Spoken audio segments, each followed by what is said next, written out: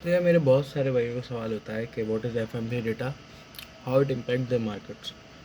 तो FMC data ऐसे समझ लें कि एफएमसी डेटा है एक सूद का इंटरेस्ट का रेट जो कि अमेरिका में रहता है। यानी जितना आसान होगा आपको एक लोन लेना, उतना ही आसान होगा आपके लिए ज़िंदगी को गुजारना और सारी चीज़ें।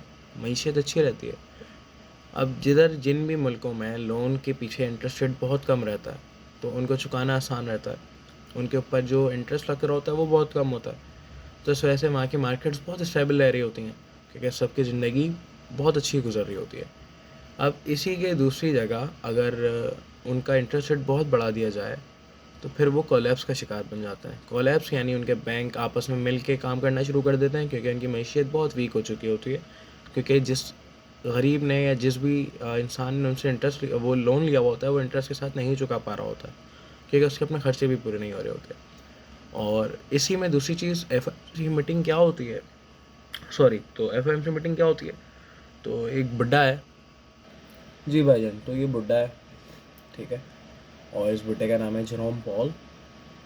तो ये एक स्पीच देता है इस डेटा के आने के बाद, और उस स्पीच का मार्केट पे बहुत असर रहता है। यानी ये अगली आने वाली, जैसे हमारी अब जो मार्च में आने वाला डेटा है, ठीक है, जो मार्च में आने वाला डेटा है उसके हवाले से हमें एक एक्सपेक्टेशंस देता है।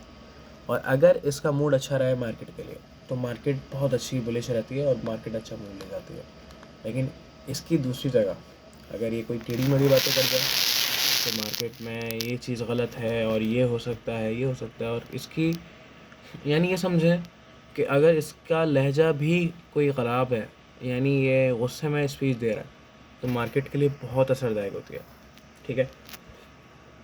अब ये मार्केट्स को किस तरीके से इम्पैक्ट कर रही है, आपको ये भी कहानी समझ आ चुकी होगी, मैंने साथ साथ समझा दी थी उधर ही, कि जब इंटरेस्ट रेट कम होगा, ज़िंदगी गुजारना आसान रहेगा, तभी लोग ज़्यादातर क्रिप्टो मार्केट और जो बाकी फाइनेंशियली मार्केट्स हैं उनकी तरफ रह सकेंगे।